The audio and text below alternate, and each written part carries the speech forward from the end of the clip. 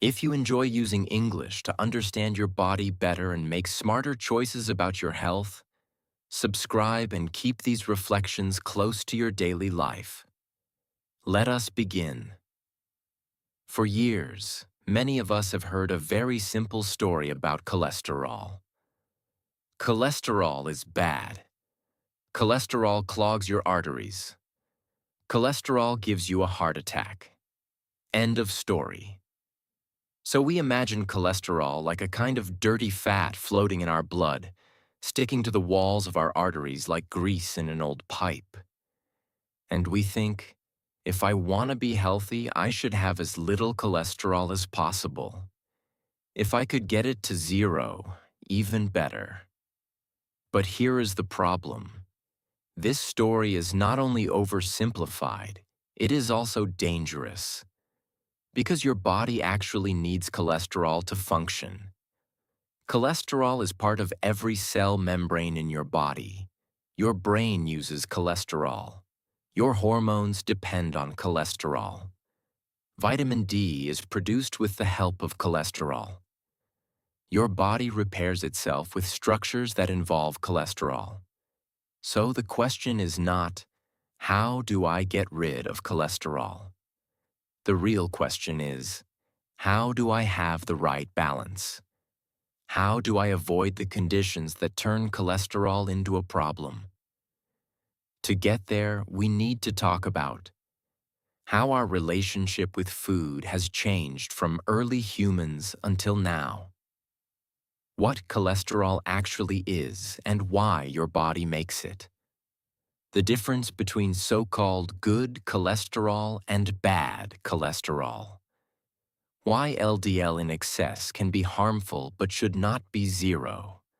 How lifestyle, not just genes and medication, shapes your cholesterol and your risk. And how some of the messages you have heard about fat, eggs, and cholesterol might be incomplete or misleading. Let us start far in the past. Imagine a human being from tens of thousands of years ago. No supermarkets, no ultra-processed snacks, no sugary drinks, no delivery apps. Food was not a constant presence. It was a mission: hunting, gathering, walking long distances, dealing with periods of scarcity. These humans ate animals, including fat and organs when available, roots, fruits in season, nuts and seeds, leaves and wild plants. There were no refined vegetable oils, no white flour, no sugar added to everything, no breakfast cereal boxes with cartoon characters. Their bodies evolved in an environment where food was relatively simple and whole. Movement was a natural part of survival. Sedentary life almost did not exist. Now fast forward to today. Most people live like this. They sit for many hours. They drive or take transport instead of walking. Food is always available, cheap and efficient. Many foods are created in factories, engineered to be hyper-palatable. We moved from hunting and gathering food to food hunting and gathering us. At the same time, a strong cultural message appeared in the last century. Fat is the enemy. Especially saturated fat. Fat makes you fat. Fat raises cholesterol. Cholesterol gives you heart disease. So, what did many people and companies do? They started to remove fat from products. Low-fat yogurt, low-fat cookies, low-fat everything. But the flavor had to stay. So, sugar increased. Refined carbohydrates increased. Additives increased. We ended up with a strange situation. Less natural fat on the plate. Much more sugar and processed ingredients. Much less movement. Much more stress. And then we blamed cholesterol alone for the rise in heart disease. This does not mean cholesterol plays no role. It does. But it is one piece in a complex puzzle. To understand this piece, we need to look at what cholesterol really is. Cholesterol is a waxy, fat-like substance. Your body produces most of the cholesterol it needs in the liver. You also get some from food, mainly animal products like eggs, meat, and dairy. But cholesterol does not float freely in the blood. It needs transport. Think of cholesterol like passengers in a car. The cars are called lipoproteins. Two types are famous: LDL, HDL. LDL is often called bad cholesterol. HDL is often called good cholesterol. But that language is a bit simplistic. LDL and HDL are not types of cholesterol. They are transport vehicles for cholesterol. LDL carries cholesterol from the liver to the tissues. HDL helps carry cholesterol from the tissues back to the liver for processing and removal. So why is LDL considered bad? Because when there is too much LDL, especially in certain forms, and when your blood vessels are inflamed or damaged, LDL particles can enter the artery wall. They can get stuck there. They can be oxidized. They can start a chain reaction of inflammation.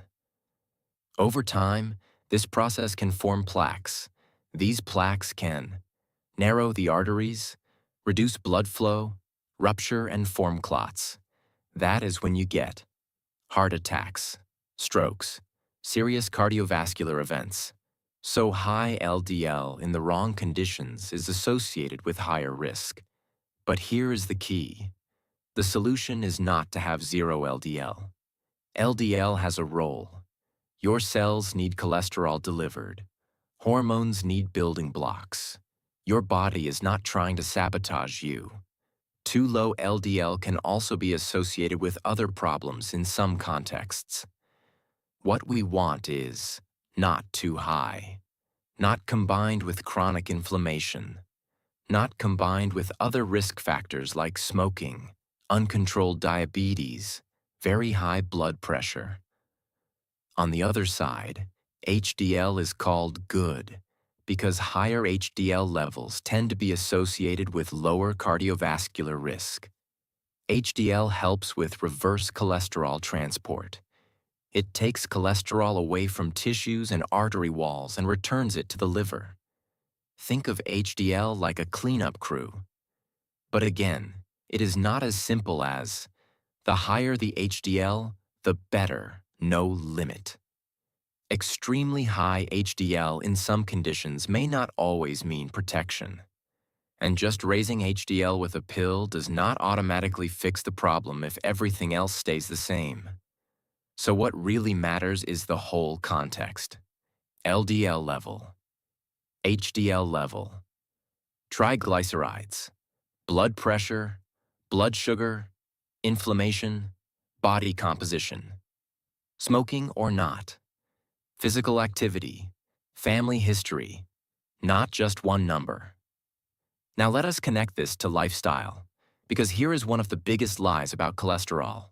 The idea that your cholesterol is almost entirely a matter of luck and genetics, and that the only solution is a pill. Genes matter. Some people are born with conditions that make their cholesterol extremely high. They may need medication no matter what they do. But for a large part of the population, lifestyle has a strong influence. Let us look at diet first. Our ancestors did not eat perfect magical diets. They ate what they could find.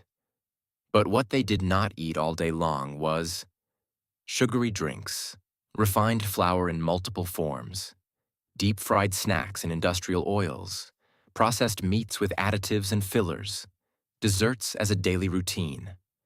When you eat a modern diet with a lot of sugar, refined carbs, ultra-processed foods, and at the same time you move very little, you create a situation where your triglycerides go up, your HDL tends to go down, your insulin levels are often high, your body stores more fat around the organs, like the liver.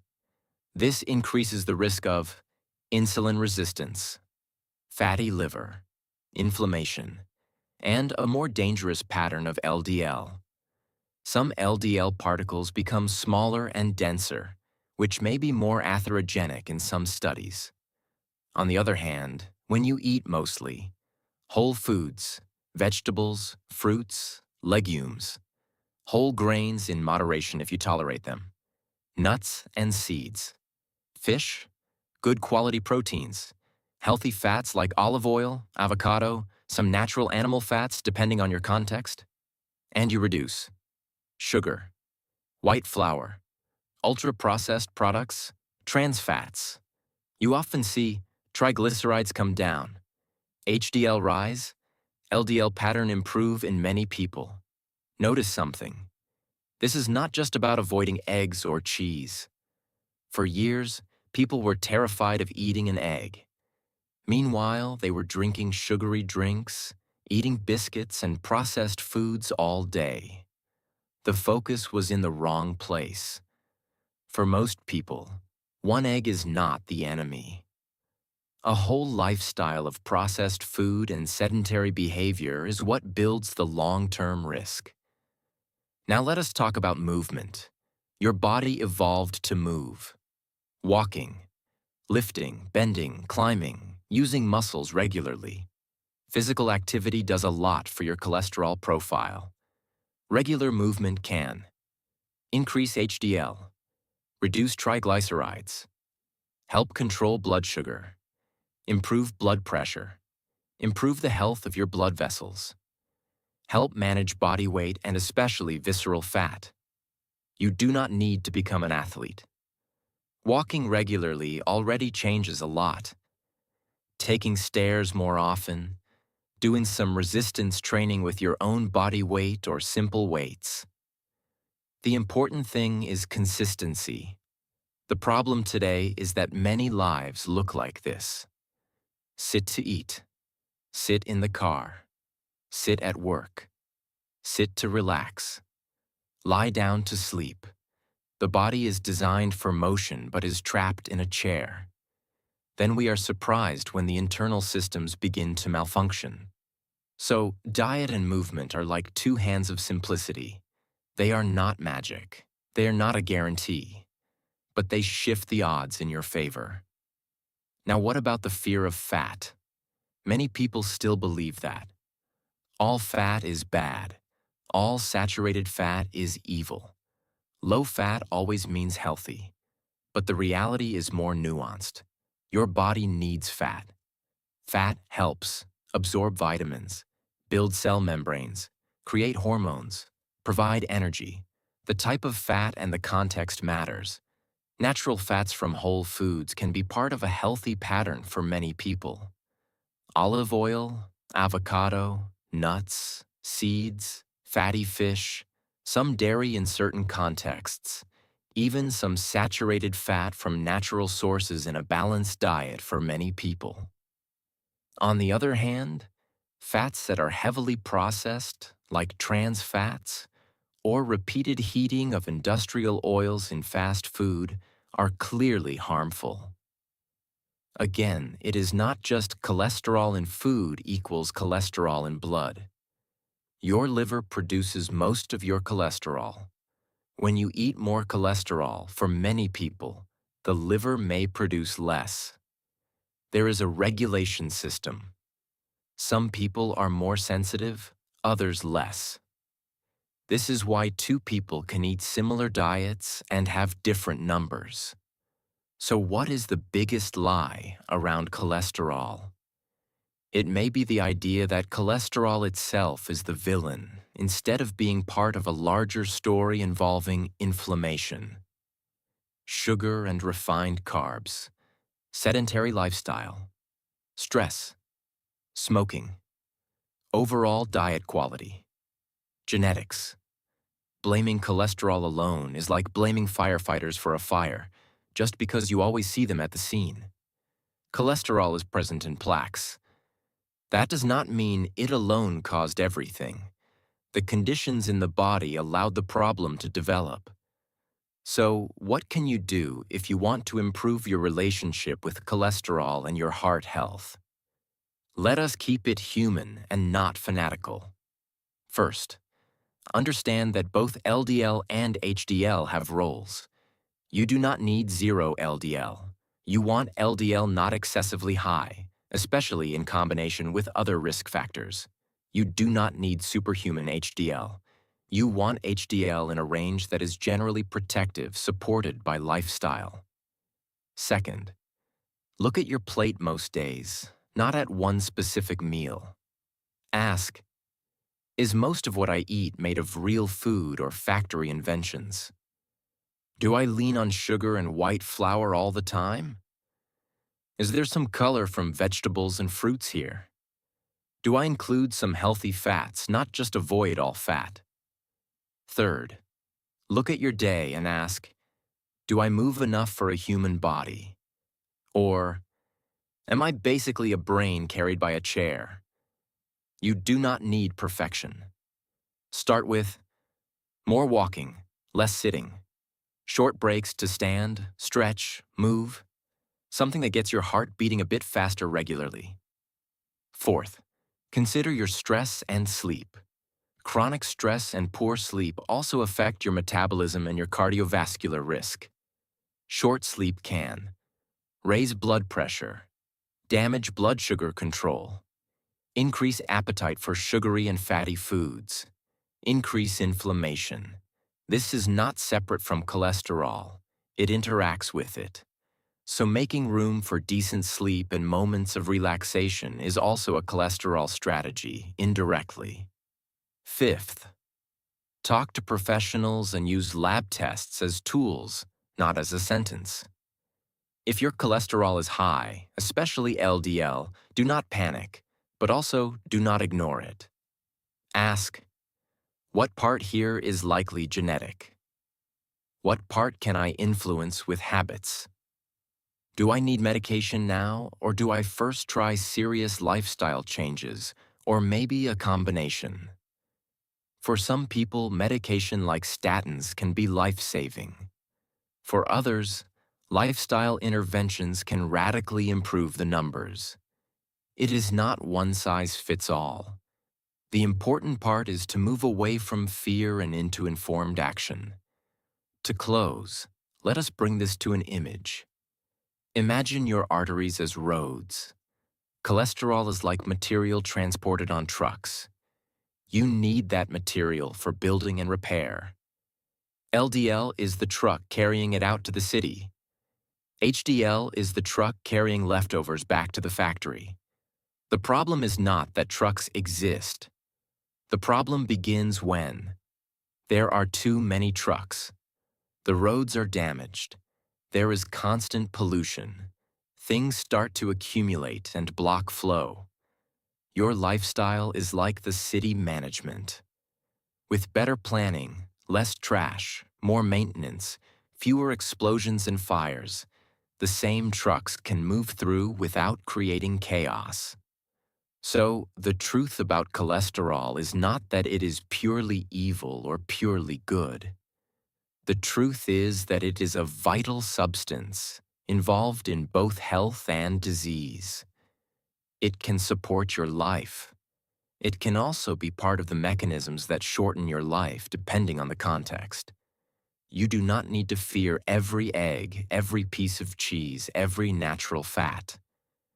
You do need to respect the long-term effect of ultra-processed food, sugar, sedentary life, smoking, uncontrolled conditions like diabetes and hypertension. Your body is not fragile glass. It is a dynamic system trying to adapt to the environment you give it.